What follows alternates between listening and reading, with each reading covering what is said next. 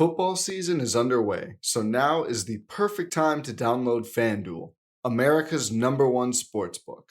Because right now, new customers get a no-sweat first bet up to $1,000.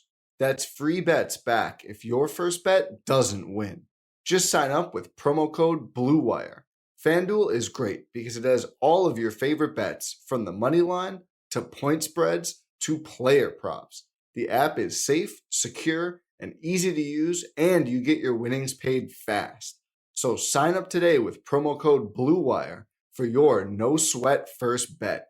Make every moment more this season with FanDuel, the official sportsbook partner of the NFL.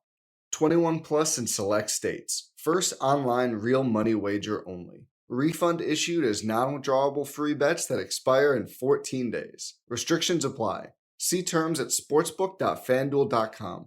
Gambling problem? Call 1-800-GAMBLER or visit fanduel.com/RG in Colorado, Iowa, Michigan, New Jersey, Pennsylvania, Illinois, or Virginia.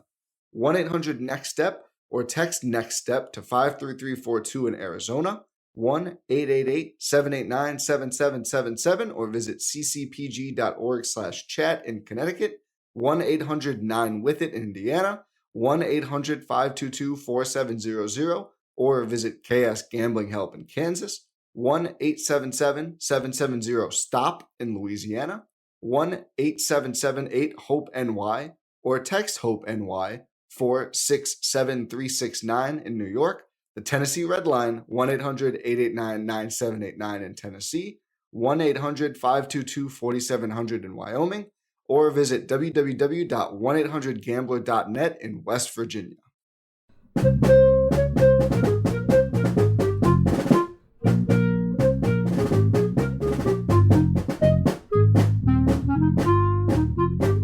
Hey everyone, welcome to The Final Four is Not on the Schedule. I'm your host Eric, alongside with expert analyst Rod. Thanks for joining us on the best MSU basketball podcast featuring an in-depth recruiting, game matchup, and post-game analysis. We dive deep to give you the best tools to enjoy the Spartans and impress your friends and family. Hey everybody, it's Eric alongside Rod, here to discuss Michigan State's 61-55 loss to Rutgers at Madison Square Garden. Michigan State drops to 6-6 in the Big Ten, and Rutgers goes to 8-4 in the Big Ten. Before we begin, I just want to thank all those who support us. We really appreciate it. If you want to go and support the show with some gifts, you can go to finalfoursontheschedule.com/support. You can give a one-time gift via PayPal or Venmo, or monthly donation through Patreon. I also encourage you to go to Nudge Printing. Nudge Printing is owned and operated by two Michigan State alums, Gabe and Brittany. They started the company about 10 years ago, and they make high-quality screen prints for t-shirts, sweatshirts. They have vintage, really cool Gruff Sparty stuff, all the other kind of things like tuck coming, all those sorts of things you need for your tailgating and for just wearing around the house and around town. I've got a couple of these myself. They are really excellent. The sweatshirt is super soft and very wearable. It's great. And so I'd highly recommend you check it out. For listeners of the show, you can get 20% off checkout by typing in Final Four at checkout. And, let's talk about this game. It was a bullet that Michigan State dodged in the sense that they got to play Madison Square Garden versus going to Rutgers in the RAC. I don't know where to begin. Michigan State shot 20-58, 34% from the field. A really miserable 4 of 21 from 3, 19%. One of those was kind of a garbage one at the very end by Pierre Brooks. So truly terrible performance from a shooting standpoint from outside. And a lot of those really wide open looks, especially earlier in the game in the first half when neither team was really doing anything. An opportunity to get some points on the board. Rutgers shot about as badly as they did the first matchup in Breslin at East Lansing. They were 3 of 16 from 3. They were 37% from the field. But they were pretty good from the line. Not great. They shot a little under 65%, but they got there a ton, partly because of the end of the game strategy where they were 22 of 34. Michigan State just trying to come back. And then you're rebounding. Michigan State rebounded Rutgers by 10. Had 10 more field goal attempts, but again, that's partially because Rutgers was getting fouled. And turnovers were a little bit of a situation. Michigan State had 14, Rutgers 11. Overall, there's just that portion in the middle of the second half where Rutgers caught up. They were down 8. They caught up and then passed Michigan State, and Michigan State just couldn't get back. I mean, I don't know. I don't want to ever throw it on one person, but it sure felt to me that, Michigan State is driven largely by the point guard play, and point guard play with Hogard was not very good. I mean, he had 5 turnovers. He had Yep. he had 100%. a couple assists. Now, in some respects, he didn't get some assists because people were missing shots they would normally get, but there was just I don't know. It was a bad performance that he was putting passes where, like, Sissoko, who I didn't think played badly. I thought he played pretty well. Put him, like, bounce passes at his feet. He's got to try and get down and catch it and then make some move. I don't know. I mean, there's just a lot of, I think part of that is Rutgers sort of what they do. They sort of make things difficult, Well, but no, not on those. You're exactly right. There's an old Judd line that I think is tailor-made for what you were just talking about in regard to AJ trying to force the ball to Madi on 2 or 3 occasions. KYP. It's the acronym stands for Know Your Personnel. Yeah. As a point guard, anybody really, you have to know what your teammates are capable of doing and what they're not capable of doing. And that first possession of the game was telling. Yep.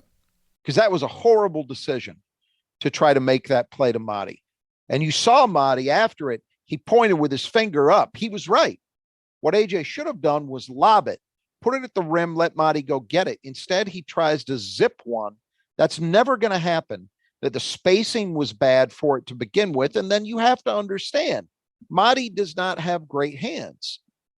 You'd have to be a Chris Webber or a tractor trailer to pull that, or Zach Randolph to pull that kind of pass in. Yeah. And Madi isn't that, not even close.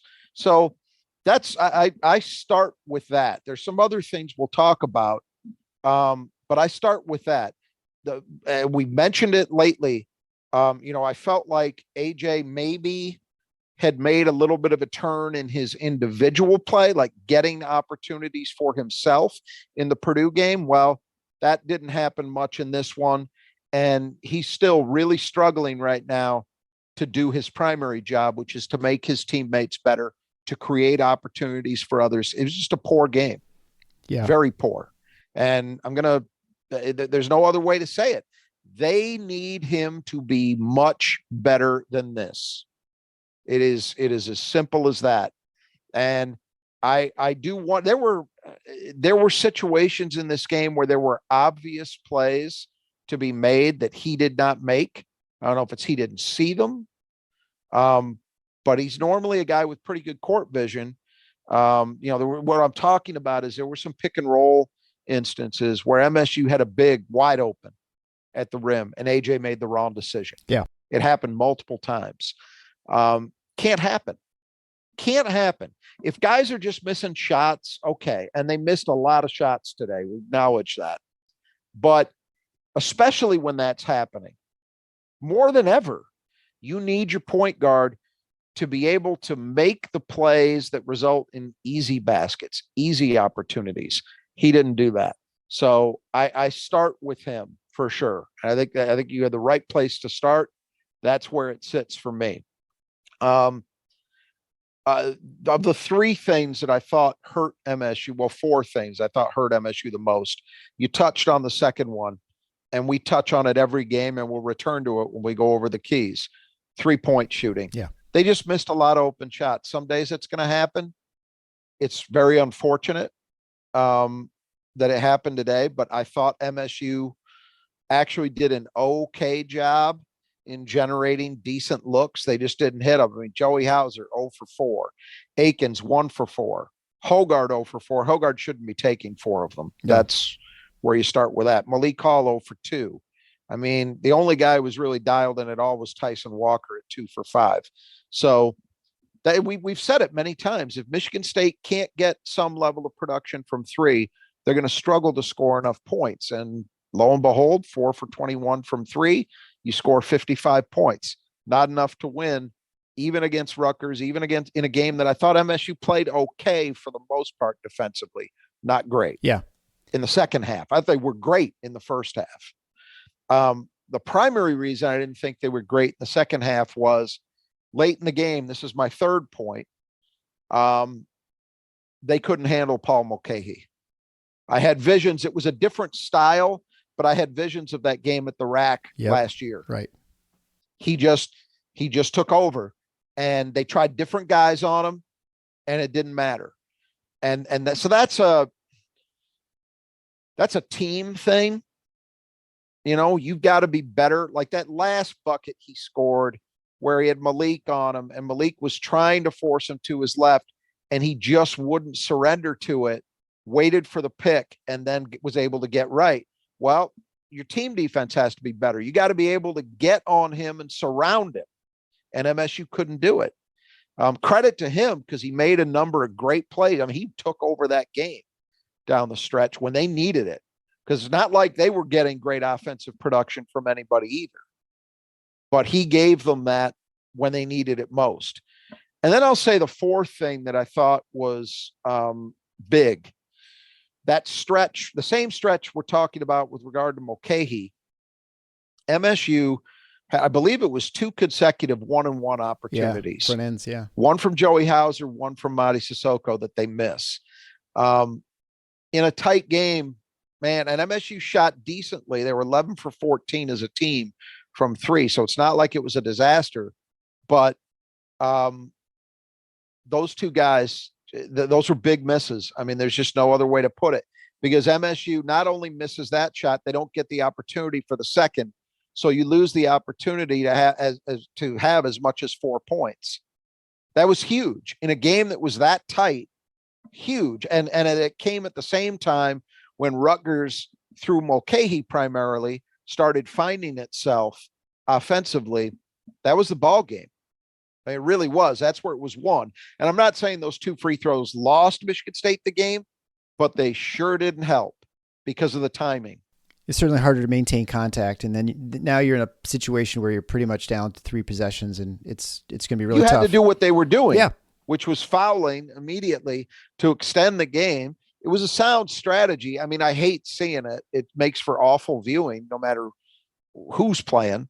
But they had to do it, and it actually, it semi-worked in the sense that they got some misses. I mean, Rutgers is a good free throw shooting team. Look, Spencer and Mulcahy are both plus 90% guys. They were combined 13 for 18 in this game. McConnell is a high 70s guy. He was 4 for 7. So they missed. The strategy worked well enough to at least allow Michigan State to theoretically get the job done. But the bottom line was, that strategy would have only played out in their favor if they could have generated a couple of turnovers. That's what they really needed, and they just couldn't do it out of the press. But you're between a rock and a hard place once you get under a minute. Do you let them waste however many seconds it takes in the backcourt to try to force the turnover? Or do you grab them and foul them immediately and live with what happens on the line? And MSU obviously was opting to foul immediately. And then when they were past that point, they just couldn't get a mistake. So, yeah, and you have to be able to score too, and they just hadn't been scoring. I mean, it's hard for, I think, a team for that is having trouble shooting to really start shooting well at in the last minute of the game. They hadn't been, but they actually were okay in that last minute or so. I mean, Pierre hits a 3; it was meaningless, but Walker hit one too. Walker hit some shot. They did manage to get something, but it's a lot of things have to go right for you in that stretch. And I mean, considering the kind of free throw shooting team Rutgers has, it's amazing that MSU got the opportunities they did down the stretch, because you can't count on guys like Mulcahy and Spencer missing free throws. No. And they did. Yeah. They missed enough, but I think those were the 4 biggest things to me. I mean, MSU did some positive things in this game.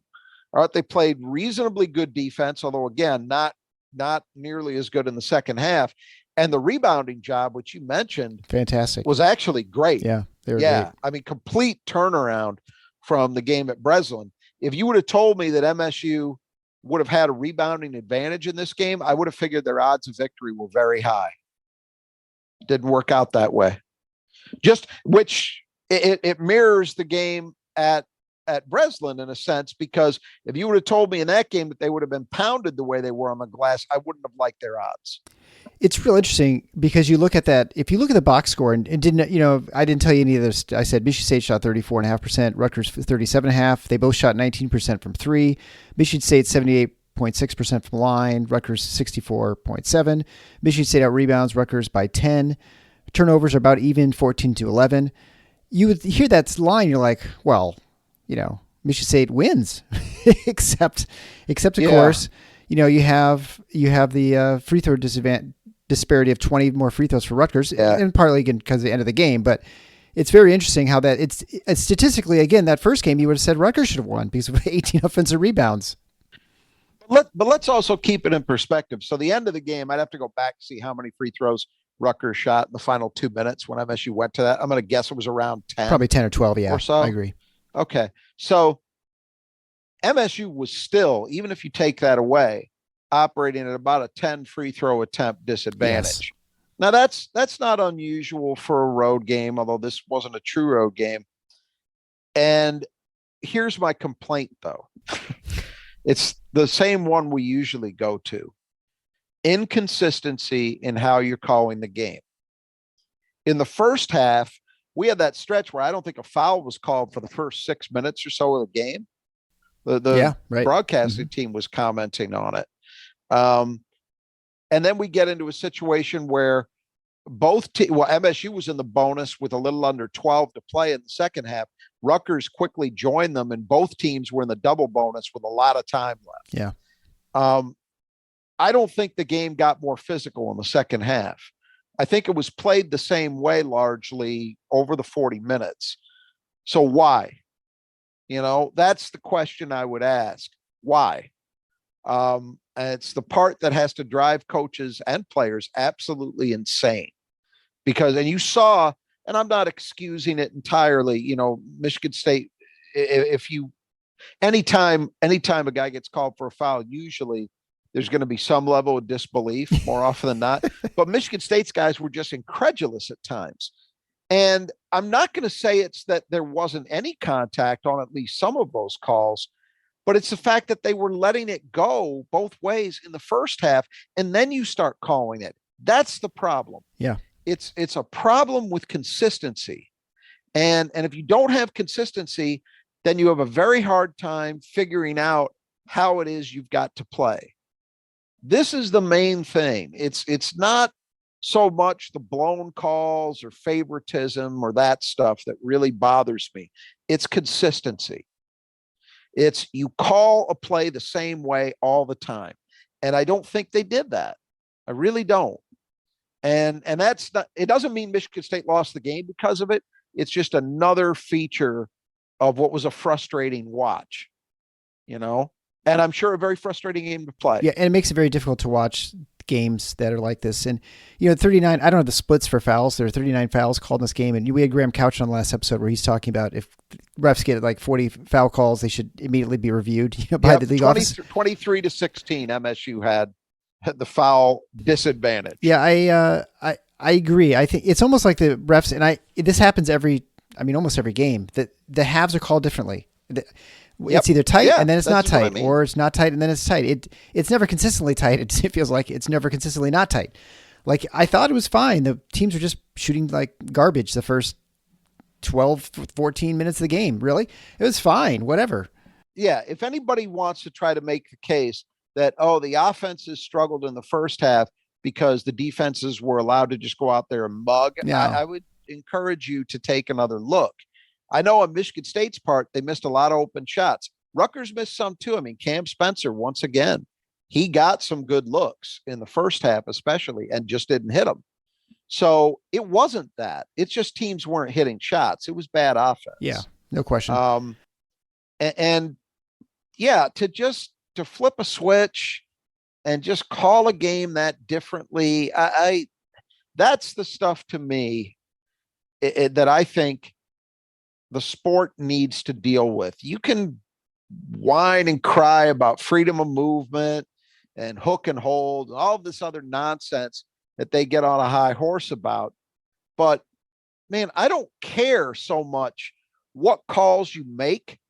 Just make them consistently. That's it. Because if you do that, then teams can find a level. They can find the appropriate way to play so it won't be this ugly. Let's talk about one bright point, I guess. I will just say, Malik Hall looked pretty good. Offensively, he was kind of a mess. Well, he struggled mightily on offense. Yeah, I would have caveat there. I thought he was pretty good defensively. He got beat by Mulcahy sort of end, but like you said, Mulcahy was kind of taking everyone to town at the end of the game. But 13 rebounds, 6 of them offensive, 7 defensive rebounds, 3 assists, no turnovers, 3 turnovers. 3 turnovers. And but I thought he was really good at active in the boards. That's kind of what we expected from him this season, to be better rebounder. And so that was encouraging. I mean, I know he's 1 of 9 from the field. It was 0 for 2 for 3 and just hit a pair of the line. So offensively, he was kind of a mess where he's just kind of just doing the backing down, fall away, and they just weren't falling today at all. So I don't know. I mean, but I was encouraged at least in part by his play. Well, the rebound. Look, anytime you go out and get 6 offensive rebounds, you've had yourself a game. If you would have given me that number ahead of time, I sure would have figured he would have been better than 1 for 9 from the floor, though, because I would have figured 2 or 3 of those would have been putbacks. Right. So that's unfortunate, but they did get some stuff. They got a Tyson Walker 3. Yep. Off of one of those offensive rebounds. So they did get some stuff as a result of it. I mean, obviously you can't question his activity level and his toughness. Those are both embodied in that stat.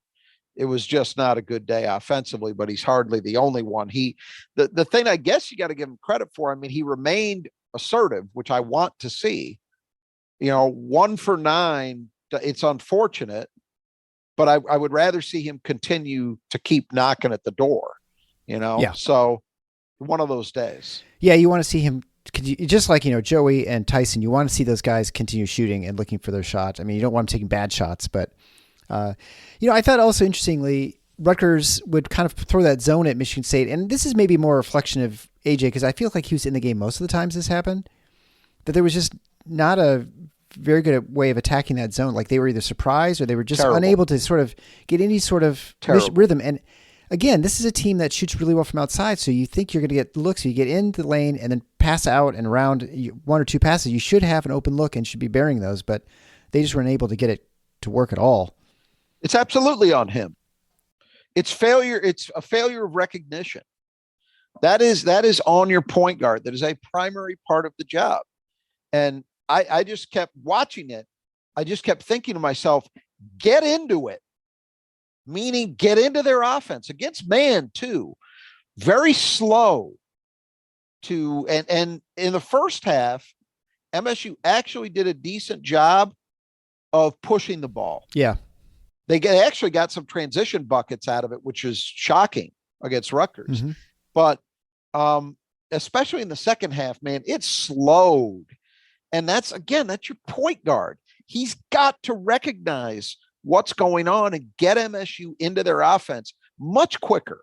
And it wasn't just those occasions where Rutgers would throw their half-ass pressure to try to eat some clock. It was when there was no pressure too. It was just way too casual. And that's something I would say is on AJ, has been an issue at times his entire career at Michigan State. There are times where he is just too casual. He is not locked in. And today was one of them. Yeah. But yeah, they look terrible against the zone and there's no excuse for it. They have a good passing team. They have guys who should fit neatly into that role in the middle of the zone. Half the time in those possessions, MSU never even got a guy into the gap. Right. I have no idea why. That's not how they teach it. I know that much. So that I'm going to put that down, not to a failure in coaching, but a failure in execution. That's going to be my default assumption. And that comes back to a failure to recognize it and get your guys where they need to be. That's your job. Very, very frustrating. I mean, look, you can tell. You want a number that tells you where Michigan State was at offensively. 9 assists on 20 made baskets. Yeah, right. That's not MSU basketball. Right. And that's 2 straight games now that we've seen that. So again, I come back to your floor leader. If he's not going to do a better job, they got, I don't know where it goes.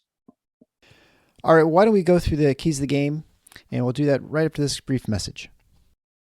1, 2, yeah! Honey, are you waxing? Yep, I'm waxing my chest smooth so I can paint it for the big game. Okay. While you're doing your part, I'll be at BJ's Wholesale Club shopping for our big game party. We can save up to $1,000 on a new TV. Wow! And the BJ's app has coupons on snacks and drinks. Help me wax my armpits first? Gladly. Holy guacamole! Great idea. I'll get that too. You enjoyed that way too much. Save in club or shop on bjs.com and pick up in club or curbside. BJ's. Yeah! Absurdly simple savings. All right, the keys of the game brought to you by Nudge Printing. You can go to nudgeprinting.com to find out their selection and type in the final 4 into the coupon code for 20% off your order.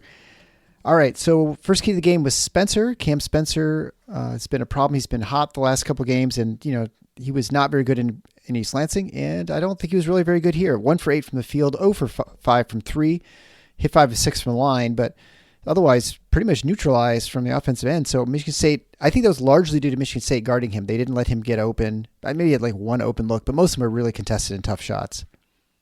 He had a couple in the first half where he got loose and he just missed. But other than that, I agree. They did a very good job of guarding him. And it was a variety of guys. So that was one thing we spent a lot of time talking about how they didn't do the job in the second half against Mulcahy.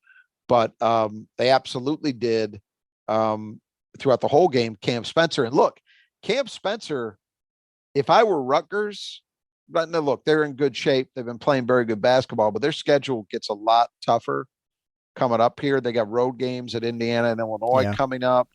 They're going to go through a stretch where I could see, 3 in their next 5 as losses pretty easily, which is going to bring them back to the pack a little bit if that happens. But I'll tell you a guaranteed way it happens if Cam Spencer doesn't get back on track. He's on a bad run. He had that last game against Minnesota prior to this one in the middle of this past week where he shot well. But that's it. He's had, starting with the MSU game in East Lansing, he's on a run in 4 or 5 games where he has not been able to hit anything. Yeah. And that is a big problem for Rutgers because, as you saw today, this was not, they're celebrating because they got the win, but they only shot 38% from the floor. That isn't going to get you. That's not going to get the job done often enough. It did today, but it won't, especially when you're playing on the road. It likely won't get the job done. So they've got to figure it. He's got to figure it out. And that's another frustrating thing about losing this one is you come in with a guy who really has to be at or near the top of your scouting report and you shut him down. You absolutely lock him up and it didn't matter. Well, you have to score points in your end too. And to that point, that's not the second key to the game. The threes, Michigan State was dreadful, 4 for 21. Last game, they were 12 of 22 at the Breslin Center. So that's a difference of, 8 threes or 24 points there. So no question. That was the game right there. Really, if Michigan State shoots better, they win. Yeah. And again, I don't think Rutgers actually played to their usual level in terms of, or rather Michigan State was able to generate good shots as part of it as well. MSU missed a lot of good looks in those 17 misses, a lot. Yeah, I would say of the 21 looks, they're probably 16 of them are really good. Yep. Yeah. Yeah, I would agree. There are always, there are a couple that might be, there were certainly 2 or 3 down the stretch that were, the last minute or so that were forced. And, but you take those away, it's still a lot of good looks. And they just didn't hit enough of them. And again, we've said it many times, if they are not hitting threes better than this, it's hard for them to generate enough points. Just figure what they would have needed, 7 for 21, 33%. So less than what they normally shoot by a significant amount. If they had done that much, they might win this game. Well, yeah, 12 points would be a big deal, obviously. So number 3, the key to the game, defensive rebounding. Rutgers was lights out in the first game of the Breslin Center with 18 offensive rebounds. This game, they only had 8. Michigan State had 13. Michigan State out-rebounded Rutgers 44-34. Somewhat maybe you could say it was due to Mogg leaving the game with an injury early or late in the first half, I think it was. But still, Michigan State really owned the boards. Even before then, it's not like Rutgers was tearing them apart like they were at the Breslin Center. Yeah, no, this was a really good job. And look, I mean, Omarui is the guy you worry about. I think he had 5 last time. Yep. And McConnell had 4 by themselves. This time, Cliff had 3. McConnell had none. Yeah. Cliff was the only guy they had with double-digit offensive rebound, with more than multiple offensive rebounds. So that was really good work by Michigan State. Really good work. And hats off, again, if you told me coming in they do that kind of job, I would have felt pretty good. Yeah, and you actually were feeling pretty good at halftime. At least I was. I thought, especially that finger roll at the end, and I'm like, they're not shooting well, but they're bound to shoot a little bit better the second half. And I don't have the splits in front of me. They didn't, but at least certainly not as good as the first half, which was terrible, which was a terrible shooting performance in the first half, right? And so, but it felt like down the stretch of that first half, the last 3-4 minutes, I was feeling like they had found a little bit of rhythm, and coming out of the locker room the first couple minutes in the second half, it also felt that way to me. And then it just disappeared. Yeah, I think Mulcahy got some sort of foul or something, and maybe I don't know if it was an N1 bucket, but that was sort of the turnaround at Rutgers when they were down 6. And I think to your point that he sort of took over that game, and that was sort of the difference there. Well, I actually think it was the 3 he hit. Oh yeah, that's the 3. Yeah, yep. That was big, right? So the fourth key to the game was turnovers. There were 14 turnovers by Michigan State. Not terrible. 11 for Rutgers. No, not a lot of points off turnovers though for Rutgers. It just lost possessions for Michigan State. That's true. That's true. Rutgers didn't make them pay for it. It wasn't a lot of live ball stuff, but 14 is too much. In a game that is going to be low scoring, slow paced, you have to value possessions better than that. You just have to. And again, AJ Hoggard, 5 turnovers, 5. Yeah. Well, he had from your point guard. The one traveling, and then he threw 4 basically kind of away inside in the paint. I think they got credit for a lot of steals, but I don't know. Bad decisions or lazy execution, just too casual at times. That's how I would describe what I was seeing from him, and you just can't have that. Finally, the fifth key to the game was building and timing. Michigan State got to play Rutgers not at the rack and at Madison Square Garden, which I thought it wasn't a huge advantage for Rutgers. Obviously, it helped later in the game when they had a lot of fans. They definitely had the majority of fans there, but I don't know. It wasn't an environment that Michigan State couldn't compete in. And the extra rest, I don't know. Did it help them? Did it? Well, look, I mean, I didn't think energy was the problem here. I will say that. Yeah. I think when you play a game against that team and you do the job MSU did on the boards, you do the job they did mostly on defense, they played hard. Mm-hmm. I didn't think again, AJ, it's just focus more than energy. I'm not saying he didn't play hard. When I talk about being casual, that's a different thing. But as a team, I thought MSU played hard. They looked energized. Yeah. And they played that way. They just, you just never know how much these things are going to matter. We talk about them because sometimes in retrospect, you can look at it. I'll give you a classic example.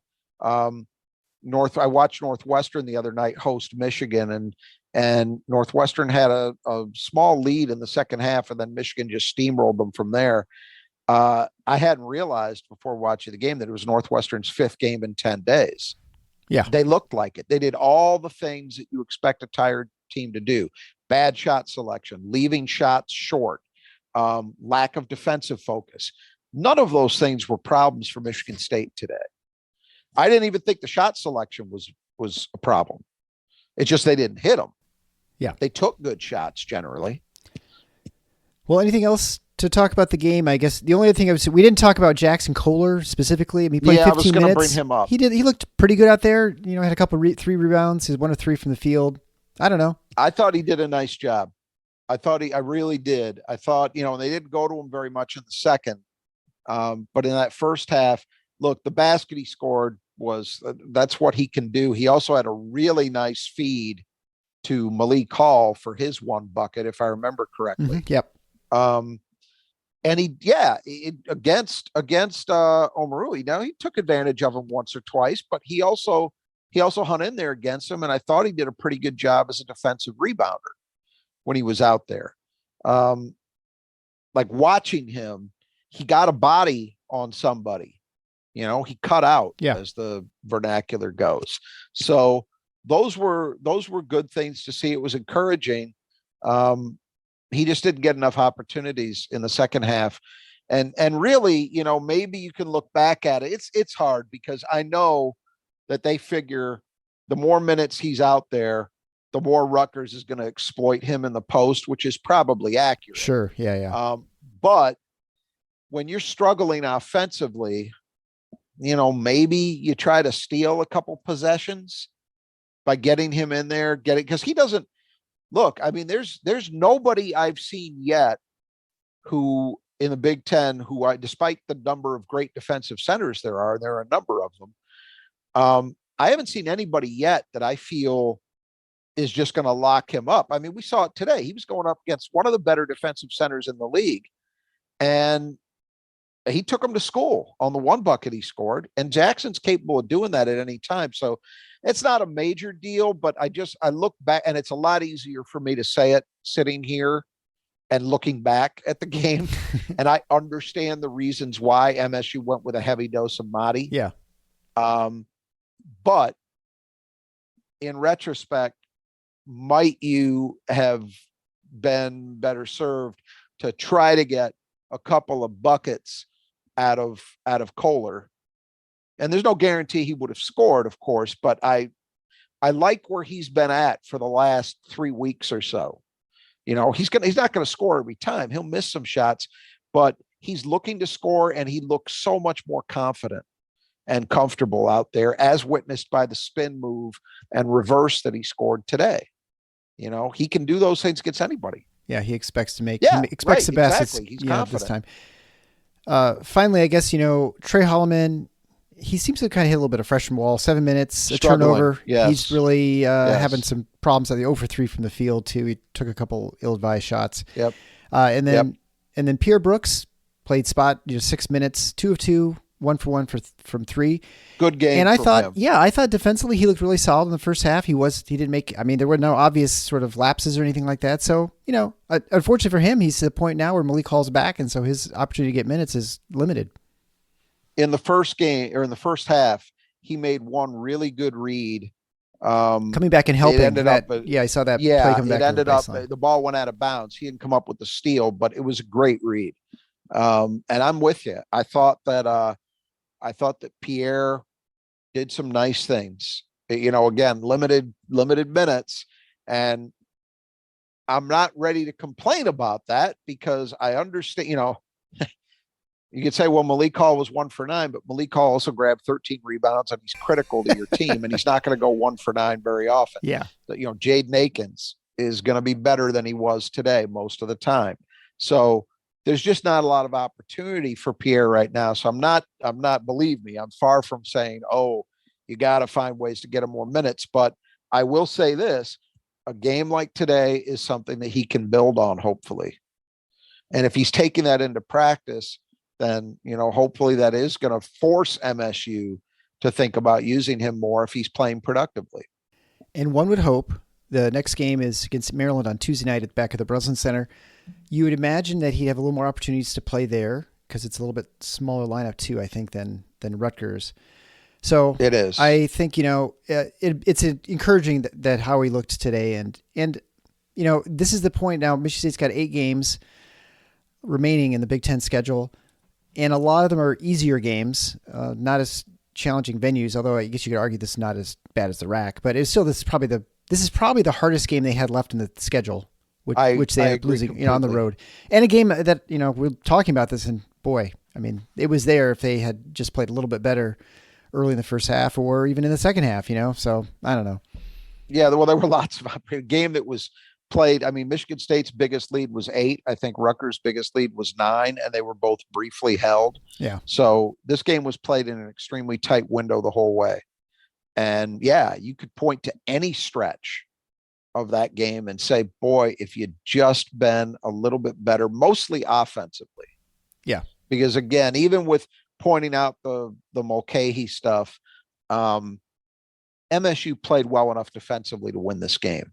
I think over the course of 40 minutes, I don't have a lot of criticism about the way they played defensively, other than a few possessions. And look, that's going to happen in any game. You're never going to bat 1,000. Sometimes, and also give credit to the other guys. Paul Mulcahy's a good player. Yeah, He's a smart player. He knows what he does well, and he finds ways to get himself into those positions. So, some of it's him too, but, yeah, I just felt like, the opportunity was there to get it. It's very disappointing that they didn't, but if you are looking for a silver lining, it won't be any tougher when you combine venue and quality of opponent. It won't be any tougher. I mean, I'm sorry. You could talk about Michigan and the rivalry and all that stuff. I've seen enough wins at Chrysler over the years. That building doesn't mean very much. It really doesn't. And their team is not, they're a team Michigan State should beat, in my opinion. Ohio State in free fall. Yeah. That's a game, Nebraska, they're better than they've been. That's still one you really feel like you should get. And I guess I'm forgetting Maryland, Minnesota, and Indiana at home. Iowa. Yeah, at Iowa. Iowa's the other one. Yeah, that'd be a tough game. Look, certainly a team you can lose to, but if you're asking me which of two teams between Rutgers and Iowa you'd rather face, I'll take Iowa all day. All day. So can we talk about the Iowa thing real briefly, about the student thing with the Illinois? Sure. So people aren't aware of the story.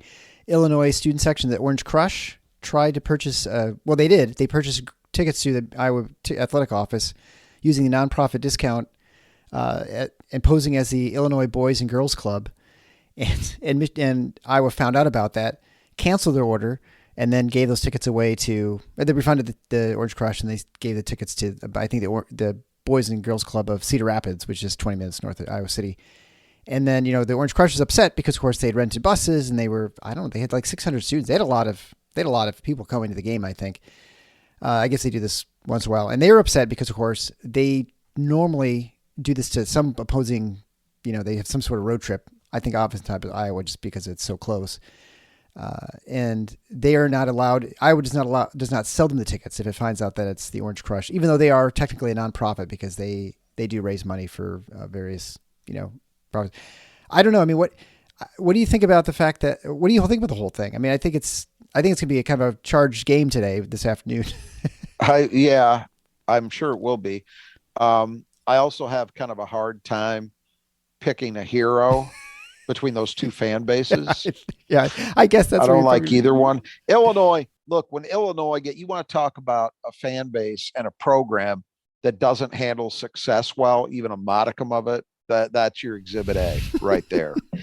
And you know how I feel about Iowa, but I will say in this case, I think Iowa was absolutely in the right. I mean, that was a fascinating thing to watch play out on social media. And I think it won't be, but it should be a lesson to media members or just regular people even out there to not shoot from the hip with an opinion unless you feel you've gotten the complete story. Yep. Because the initial story came out, the Illinois Orange Crush group put out this statement that they're, basically what you had just said, leaving out the boys and girls pose bit, that they had bought these tickets. They'd been planning this for months. They had all these buses rented, and Iowa just pulled them. Yeah. Within, I don't know, half hour, an hour shortly, Iowa came out and explained what had been done. And all of a sudden, your view of it should, if you're a reasonable person, change, because you shouldn't be rewarded for using a nonprofit to try, I mean, look, I'm sorry, but I have no problem, by the way, with a university choosing to deny as best as they can selling tickets to fans from the opposite program, from the visitor. I have no problem with it. Some people may. I have none. Zero. That's your building, that's your campus. You do with it what you want. And that includes banning opposing fans, in my view. Again, as best you can. The problem is you've always got a reseller market that isn't controlled. Yeah. So it's not like somebody from Illinois that really wanted to go to the game is going to be unable to get a ticket.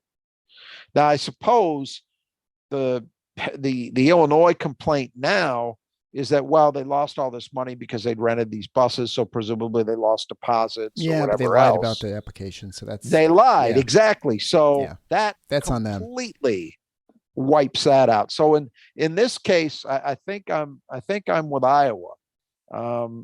But it's all nonsense. It's interesting because at Michigan State every year there's a section of Michigan students who buy a block of tickets, and I assume that Michigan State's okay with that because they're always pretty much in the same place every seat, which is always by us. It's section 2 over. So I don't know if it works between our two schools. Like if they decide that, does the Izzone go to have sent some students over too? I mean, I don't know. But I don't know if it's organized. I mean, having been at Chrysler last year, there were Izzone members there.